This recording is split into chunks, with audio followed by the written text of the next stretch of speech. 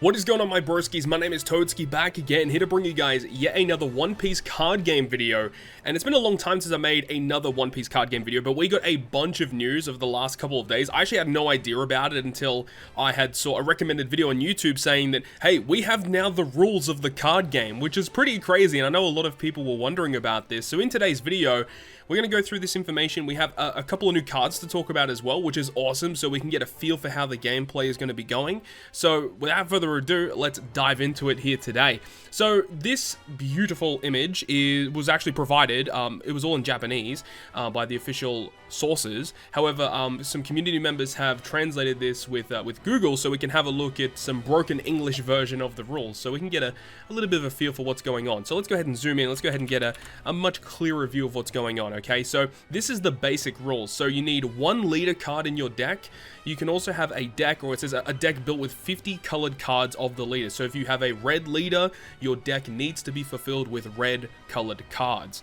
Now, it does say 50 colored cards, so does it mean like there's no straying away from that? You can't have 40, you can't have 60, like it legit has to be exactly 50. Be interesting if that is the case. You can have it to 4 of each of the same type of card in your deck, which is good to know.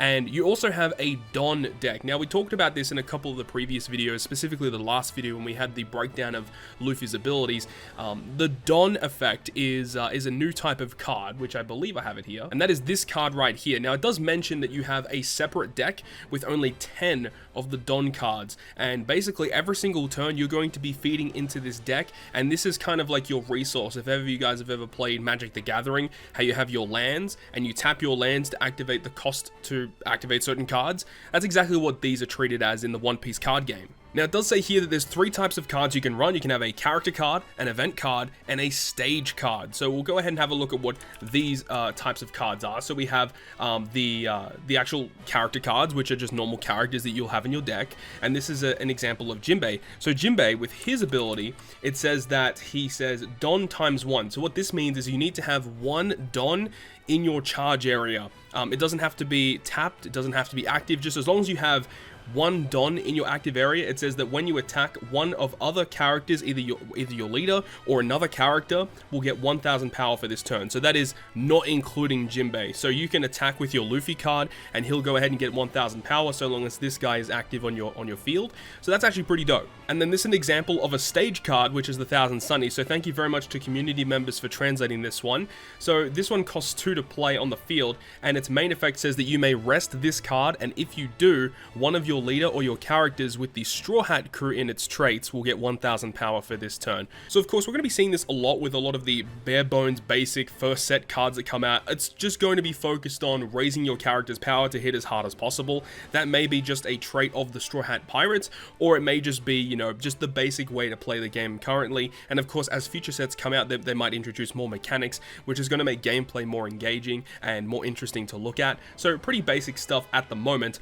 And here it talks about how to start the game. You know, you shuffle your deck, you decide who goes first, you actually draw 5 cards, and you actually have the option to redraw the top 5 cards of your deck, so you get like a mulligan. So that's interesting that they're deciding to do that. And once you've confirmed the top 5 cards of your deck for your hand, then you go ahead and put cards from the top of your deck into your life. So this is actually the field, and this is the life section of your field, and depending on your leader card, your leader will have a life value on it. Now, I believe all of the starter deck cards right now, all of the leaders will have 5 life points, which means after you draw your 5 cards, the rest of your life will be filled out from the rest of the top 5 cards of your deck to fill out the life meter. But of course, they may release future leaders in the game that have maybe more or maybe less life points than the current starter deck ones that we have right now. And of course, if a leader had, you know, 8 cards, you draw your 5 cards for your hand, and then the top 8 cards of your deck go to your life counter. So makes sense so far. Also, something to note is that the leader is automatically placed on the field at the start of the game, so you don't need to worry about, you know, finding it in the middle of a match.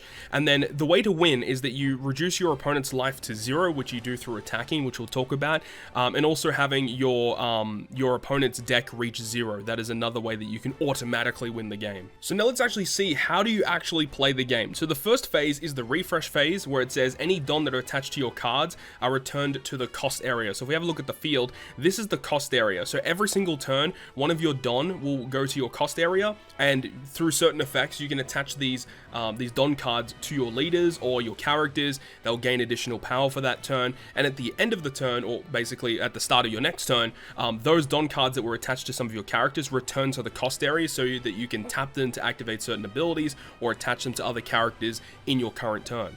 And then next you've got your draw phase, which you just draw the top card of your main deck. Remember, your main deck is going to be here, which gets added to your hand. And then you do not draw if you're the first player of the game, so that's interesting to note.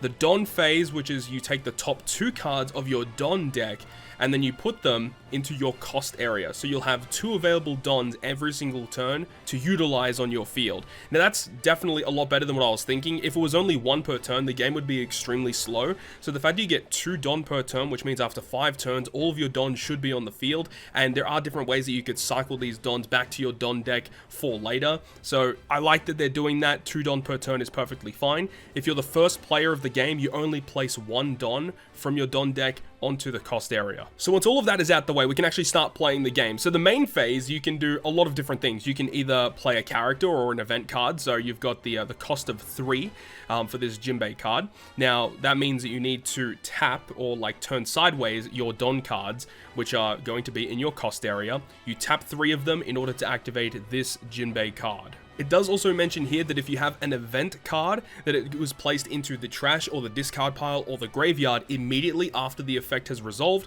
So that's good to know. They don't stick on the field unless otherwise stated, of course.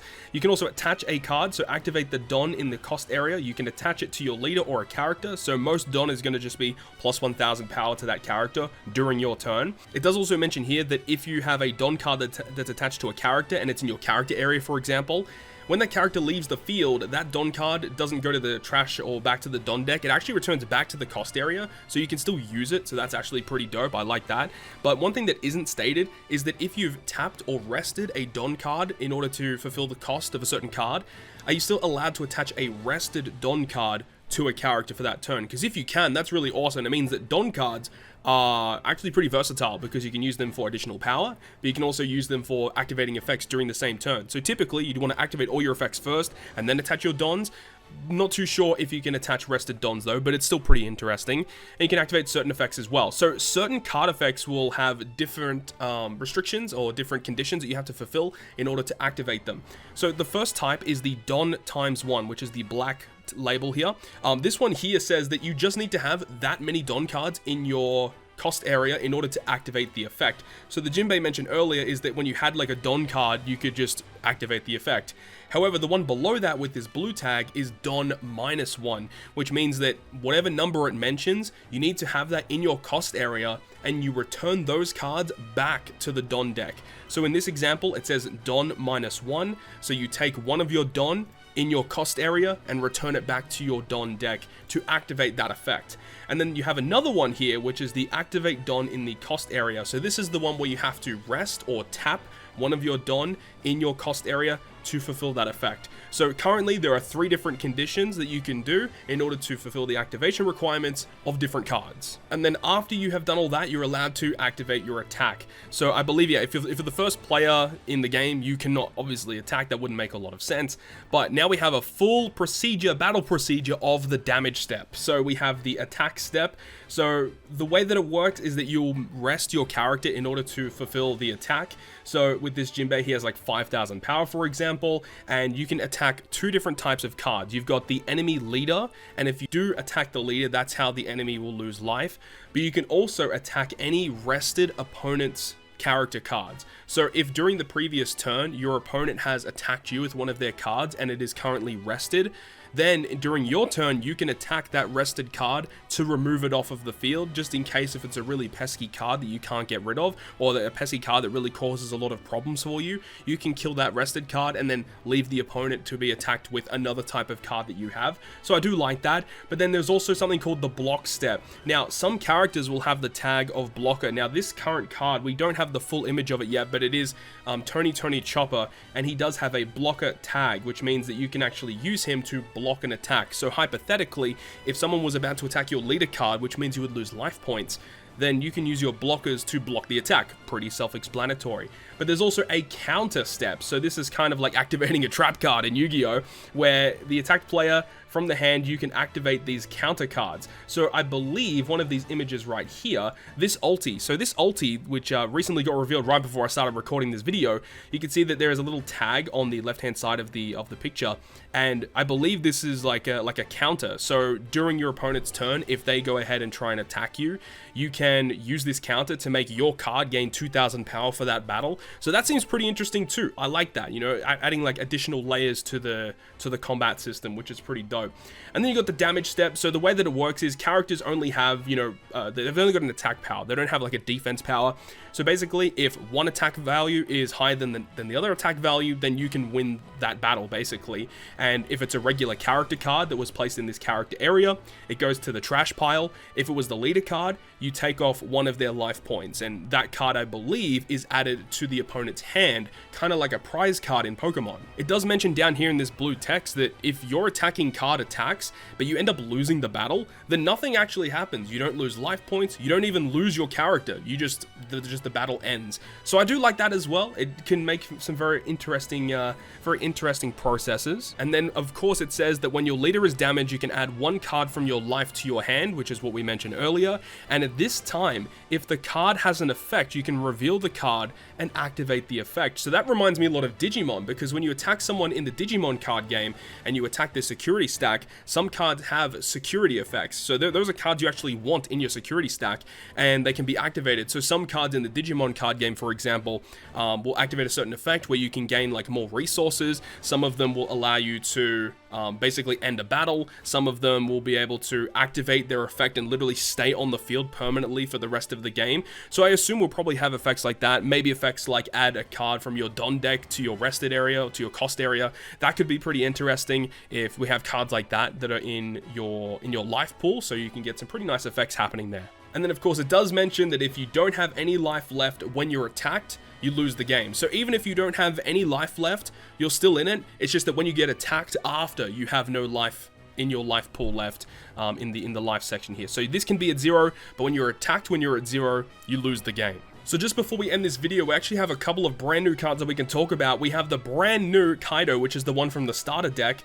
And this Kaido has a really cool effect where it says Don -7. So you actually have to take 7 Don cards from your cost area and return them back to the Don deck, which is a lot, right?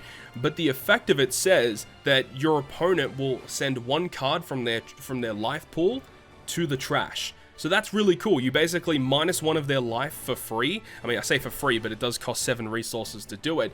But the good thing about it is that because it goes directly from the life to the trash pile, it means that they don't get added to the opponent's hand, and it does mean that at this point, they can't activate any effects that card would have. So that has a lot of different utility pieces there. The only real problem is that it costs 7. That's a lot of resources to spend for this one ability, and in a lot of cases, this is probably going to be the only thing you can do for the turn.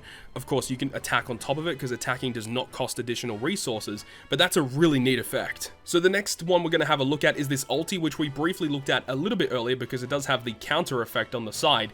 So the actual effect of the card, though, it costs 4 to play, which is pretty heavy. So you need to have 4 Don cards active at the time, and by resting all 4 of them, you can play this card from your hand, and it has an effect as soon as it's played. So when you play it, you can take one of your Don that you used, return it back to the Don deck, and in order to do that, it will allow you to play a page 1 character card with cost 4 or less directly to the field. That is wicked, but there is a couple of things that I don't know yet, because I don't know if that is directly from your hand or directly from your deck. If that's from the deck, this could be absolutely insanity, but that's really cool though, because you just have a way to get 1 character card out and then immediately get another character card out. Now this character does not have the blocker effect. I wonder if page 1 has the blocker effect. That could be very, very cool to get a card and then a free blocker straight out on the field. That could be absolutely insane. So obviously we have the Beast Pirates together working very, very well. And then we also have this final card, which is just an event card. Remember, you play an event card,